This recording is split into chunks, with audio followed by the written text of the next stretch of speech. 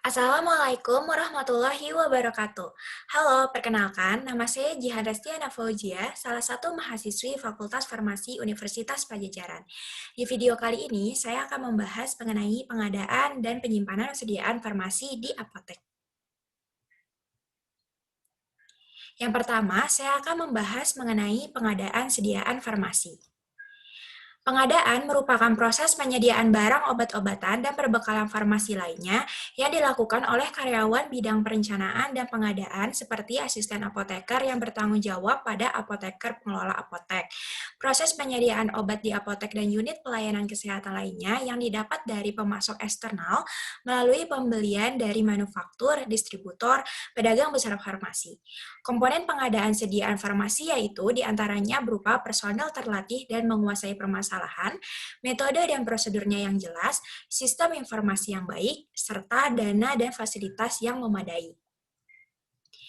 Prinsip pengadaan sediaan farmasi berdasarkan Keputusan Menteri Kesehatan Republik Indonesia Nomor 38 Permenkes /SK/5/2003 tentang Pedoman Umum Pengadaan Obat Program Kesehatan tahun 2003, yaitu pertama berupa mutu obat terjamin, memenuhi kriteria, khasiat, keamanan, keabsahan obat, memiliki izin edar atau nomor registrasi.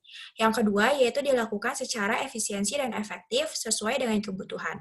Yang ketiga, menerapkan konsepsi obat esensial generik. Dan yang terakhir yaitu pengadaan obat program kesehatan melalui industri farmasi atau PBF yang memiliki izin edar. Tujuan dilakukannya pengadaan yaitu untuk merealisasikan rencana kebutuhan yang telah disetujui sehingga mendapatkan perbekalan farmasi yang dengan harga yang layak, mutu yang baik, serta pengiriman barang yang terjamin. Metode pengadaan sediaan farmasi yaitu yang pertama dengan memilih pengadaan dengan teliti agar tidak menjadi biaya yang tinggi, lalu setelah itu melakukan penyusunan dan persyaratan kontrak kerja untuk menjaga agar pelaksanaan pengadaan terjamin mutu. Contohnya seperti persyaratan masa kadaluarsa, sertifikat analisa atau standar mutu, memiliki MSDS, bahan berbahaya yang khususnya alat kesehatan, harus memiliki Certificate of Origin, waktu dan kelancaran. Siklus pengadaan mencakup keputusan dan tindakan penentuan jumlah obat yang didapat, harga yang harus dibayar, kualitas obat yang diterima. Untuk macam-macam pembayaran dibagi menjadi 3, yaitu konsinyasi, cash on delivery, dan juga kredit. Konsinyasi merupakan kerjasama antar apotik dan juga perusahaan distributor yang menitipkan produk untuk dijual di apotik, seperti obat baru, suplemen kesehatan, sediaan farmasi, serta obat herbal. Nantinya perusahaan itu harus memeriksa barang yang akan dititipkan untuk mengetahui jumlah produk yang terjual. Metode yang kedua yaitu adalah cash on delivery, yaitu membayar pesanan secara tunai saat pesanan tiba yang diserahkan kepada kurir pengantar barang. Dan metode yang terakhir yaitu adalah kredit, di mana metode ini yaitu dengan cara membayar kembali dengan jangka waktu tertentu, biasanya selama 21 hari atau 3 minggu. Nantinya TTK akan mengingatkan PSA atau APT untuk membayar utang 2 hari sebelum salesnya itu datang. Siklus pengaturan obat dimulai dengan melakukan procurement atau melakukan perencanaan dan pengadaan, lalu setelah itu dilakukan penyaluran atau distribusi hingga dapat digunakan dan dirasakan manfaatnya oleh pasien. Pada proses pembelian dibagi menjadi 4 jenis, yaitu diantaranya berupa tender terbuka, tender terbatas atau restricted tender, negosiasi atau tawar-menawar atau negotiated procurement, serta pengadaan langsung. Yang pertama akan dibahas mengenai tender terbuka. Tender terbuka merupakan metode yang melibatkan berbagai sumber penyedia obat. Kelebihan dari metode ini yaitu penetapan harganya lebih menguntungkan karena harga yang diberikannya itu lebih murah. Untuk kekurangannya, waktunya lebih lama, biaya pelaksanaan tender cukup tinggi, kualitas obat kurang bagus, dan memerlukan staf yang kuat serta yang perhatian penuh. Kemudian yang metode kedua adalah tender terbatas atau disebut dengan restricted tender. Kelebihan dari metode ini yaitu prosesnya yang lebih singkat, biayanya lebih hemat, beban kerja lebih ringan dibandingkan dengan tender terbuka, serta mengurangi resiko lead time yang lama. Untuk kekurangannya yaitu tidak bisa memantau kualitas obat. Metode yang ketiga adalah metode negosiasi atau tawar-menawar atau disebut juga dengan negotiated procurement. Metode ini digunakan bila item obat tidak urgent dan jumlahnya sedikit, serta kontrak pengadaannya dalam waktu jangka panjang. Kelebihan metode ini yaitu relatif sederhana, waktunya singkat, pengelola obat dapat menawarkan secara rinci pada pemasok mengenai obat yang akan dijual beli. Kemudian metode yang terakhir adalah pengadaan langsung, di mana metode ini dilakukan pembelanjaan sesuai yang dibutuhkan langsung pada pemasok. Kelebihannya adalah kualitasnya terjaga karena didapat langsung dari distributor atau dari PBF, kemudian juga mudah mengurusnya jika adanya kesalahan, kemudian lead time-nya juga lebih singkat, serta dapat langsung menghubungi distributor. Untuk kekurangannya, harganya relatif lebih mahal karena tidak ada proses negosiasi. Berikut merupakan tabel ringkas mengenai perbedaan keempat metode proses pembelian yang sebelumnya telah dijelaskan. Di sini terdapat 4 metode yang tadi telah dijelaskan, itu adalah tender terbuka, tender terbatas, negosiasi kompetitif, serta ada metode langsung. Nah, jika tender terbuka itu merupakan metode yang melibatkan semua supplier yang tertarik. Biayanya umumnya rendah, lead time-nya itu tergolong sedang hingga panjang, dengan beban kerja serta evaluasi suppliernya tinggi. Kondisi metode dipilih tender terbuka ketika pemasok yang berpartisipasi, reputasinya baik, serta persyaratan yang diajukan tidak terpenuhi. Untuk tender terbatas merupakan metode partisipasi supplier terbatas yang sudah terdaftar dan juga memenuhi persyaratan dengan biayanya itu beraneka ragam, lead time-nya itu tergolong sedang dan juga panjang dengan beban kerja serta evaluasi suppliernya tergolong tinggi. Kondisi metode dipilih tender terbatas jika daftar pemasok sudah diketahui dan ada pengaturan perkualifikasi serta monitoring supplier. Kemudian yang ketiga adalah metode negosiasi kompetitif, merupakan metode dengan pembeli melakukan pendekatan dengan supplier dengan biayanya itu bisa beraneka ragam, kemudian untuk lead time-nya itu termasuk pendek hingga panjang, beban kerjanya itu sedang, evaluasi suppliernya tinggi, dan kondisi metode negosiasi ini dipilih jika pengalaman pembelian dengan akses baik pada pasar, harga barang rendah, jumlah beli sedikit, saat spesifikasi dibutuhkan pembeli tidak tersedia. Dan metode yang terakhir adalah pengadaan langsung, di mana metode ini merupakan metode yang membeli langsung ke supplier. Biayanya tuh biasanya lebih mahal, dengan lead time-nya itu keuntungannya adalah pendek, ada juga yang terkadang lead time-nya lama, tergantung dengan obat yang dipesan. Kemudian beban kerjanya rendah, evaluasi suppliernya tinggi, dan kondisi pengadaan langsung ini dipilih ketika barangnya itu emergency. Item obatnya juga sedikit dan tidak mungkin dilakukan negosiasi pembelian sumber obat tunggal, serta biasanya barangnya harganya yang murah. Selanjutnya, saya akan membahas mengenai penyimpanan sediaan farmasi di apotik. Penyimpanan sediaan farmasi merupakan aktivitas menyimpan dan memelihara agar persediaan farmasi yang diterima aman, terhindar dari rusaknya mutu obat, pencurian, atau kebakaran. Tujuannya yaitu untuk memelihara mutu persediaan farmasi, menghindari penggunaan tidak bertanggung jawab, menjaga ketersediaan obat, memudahkan pencarian, dan juga pengawasan. Faktor pertimbangan untuk mengatur tata ruang penyimpanan yaitu berupa kemudahan ruang gerak, sirkulasi udara yang baik, kondisi penyimpanan, serta pencegahan kebakaran. Persyaratan ruang penyimpanan perbekalan farmasi dapat dibagi menjadi 6. Yang pertama itu ada accessibility dengan maksud harus cepat dan mudah diakses. Kemudian ada utilities dengan maksud ruangnya harus memiliki tingkat manfaat yang optimal. Lalu ada communication dengan maksud harus memiliki alat dan sarana komunikasi. Yang keempat yaitu drainage, maksudnya ruang penyimpanan harus mempunyai sistem pengairan yang baik dan juga bebas dari banjir. Yang kelima yaitu size, maksudnya ruang penyimpanan harus memiliki ukuran yang cukup untuk menampung barang.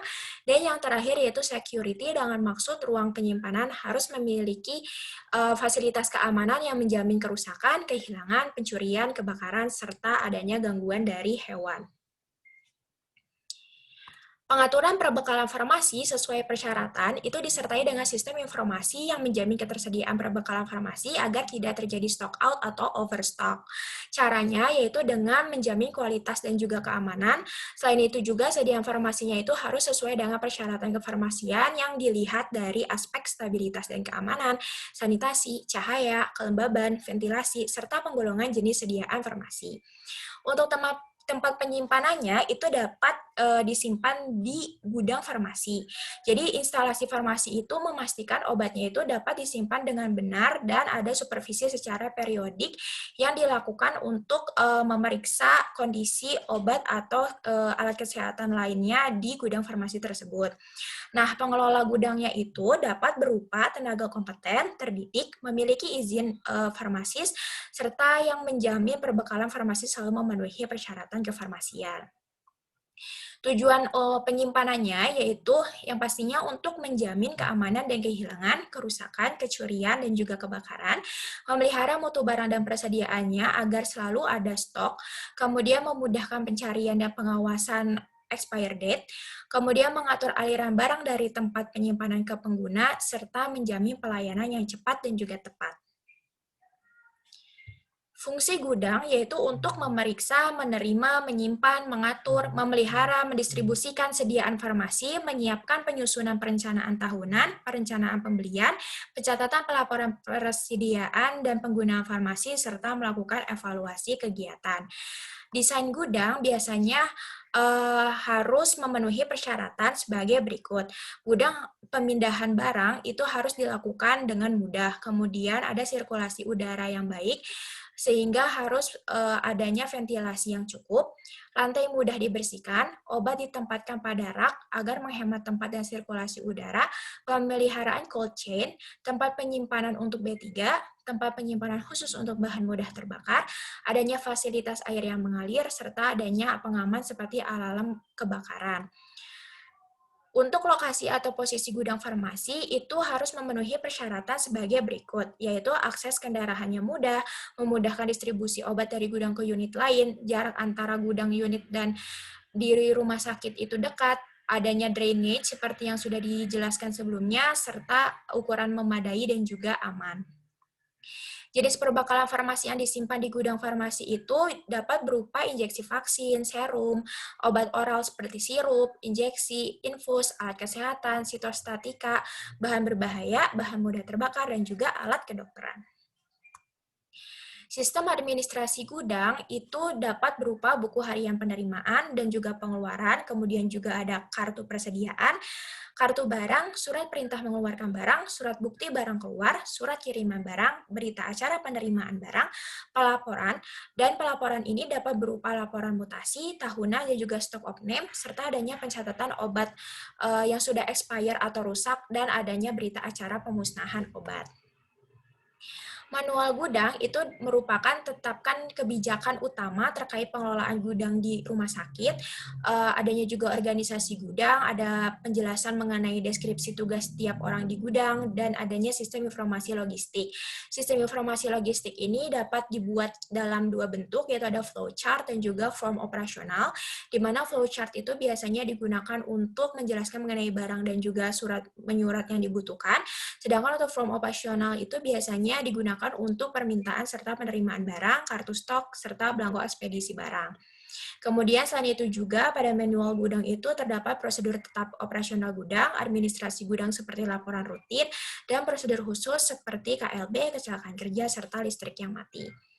Untuk masalah di gudang itu biasanya terjadi karena faktor-faktor seperti berikut ini.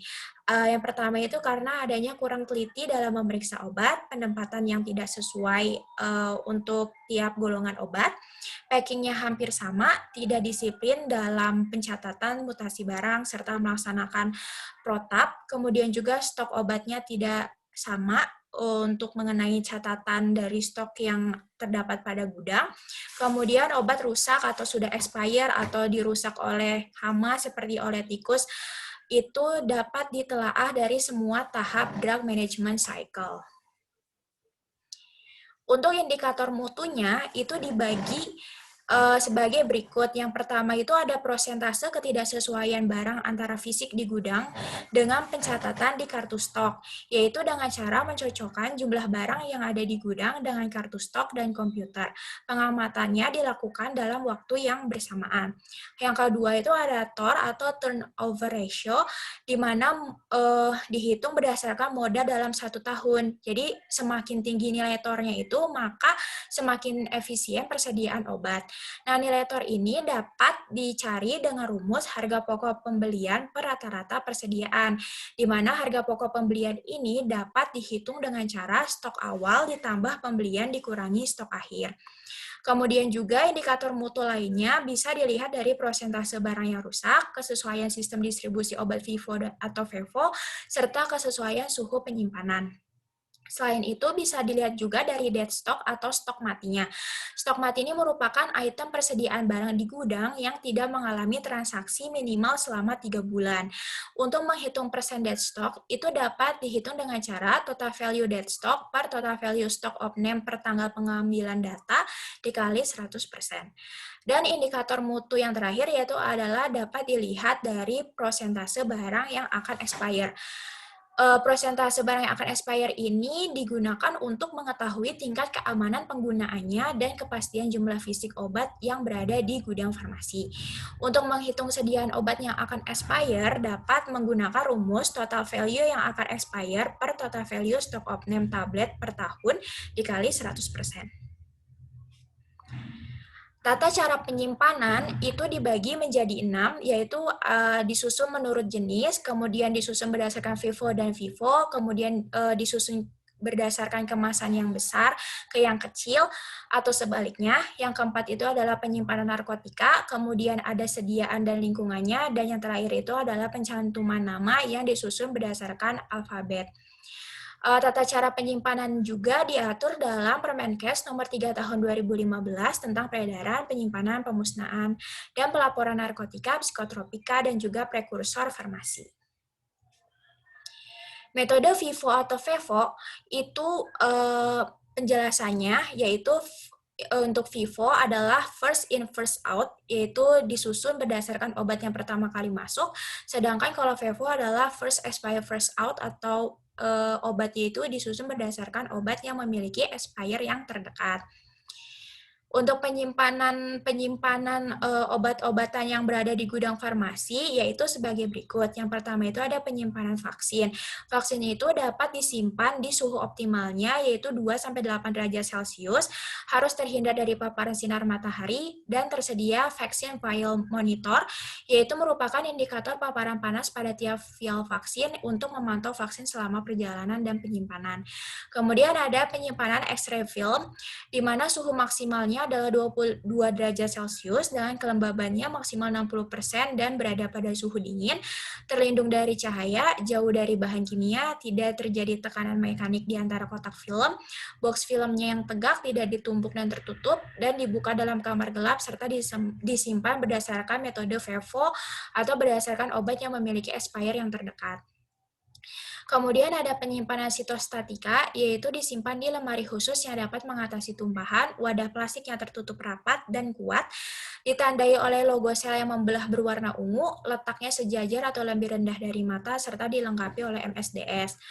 Untuk penyimpanan obat emergensi kondisi kegawat daruratan dapat disimpan pada tempat penyimpanan khusus yang mudah diakses, wadah atau raknya yang dikunci oleh disposable, kemudian jumlah dan jenis obat sesuai daftar yang telah ditetapkan, kemudian setelah dipakai segera diganti dalam jumlah yang tetap, lalu dicek secara berkala, serta dilarang dipinjam untuk kebutuhan lainnya.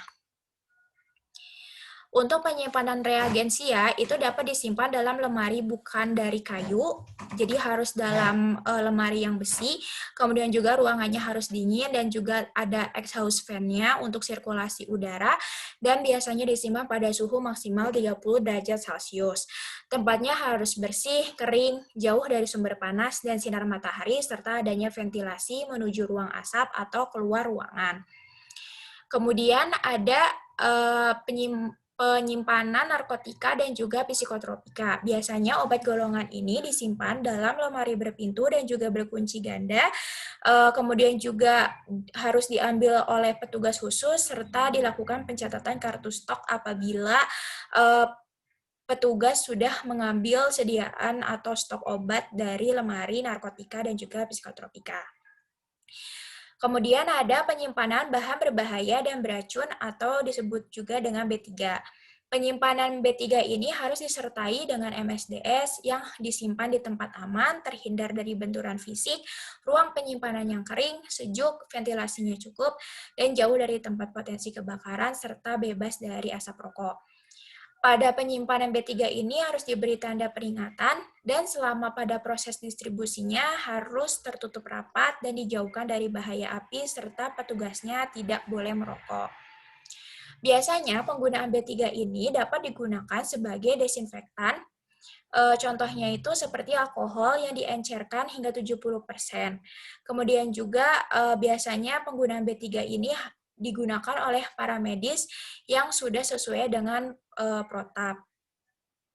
Untuk penanggulangan kontaminasi B3 itu dapat dilakukan dengan 4T. Yang pertama adalah terhirup. Jika kontaminasi B3 ini dari inhalasi, maka pasien harus dipindahkan penderita ke udara segar, kemudian beri nafas buatan, beri oksigen, dan juga dibawa ke ruang gawat darurat. Jika pasien itu terkontaminasi B3 karena tertelan, maka rangsang agar pasien tersebut muntah.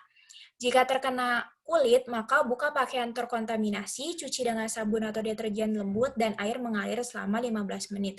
Dan jika terkena mata, maka basuh dengan menggunakan air mengalir selama 15 menit, lalu buka kelopak mata dari atas dan juga kelopak mata bawah. Tata laksana B3 ini yaitu inventarisasi bahan dan limbah berbahaya, penanganan, penyimpanan, penggunaan bahan berbahaya, pelaporan, dan investigasi tumpahan, paparan, pembuangan limbah, peralatan dan prosedur pelindungan, pendokumentasian, serta pemasangan label.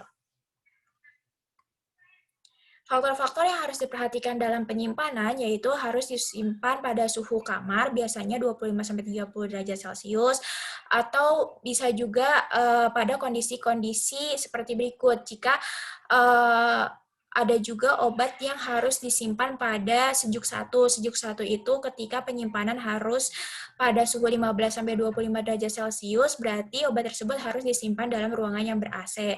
Kalau untuk sejuk 2, biasanya itu bersuhu 8-15 derajat Celcius yang biasanya disimpan dalam cool box. Bisa juga disimpan pada suhu 2-8 derajat Celcius yang biasanya disimpan dalam lemari pendingin.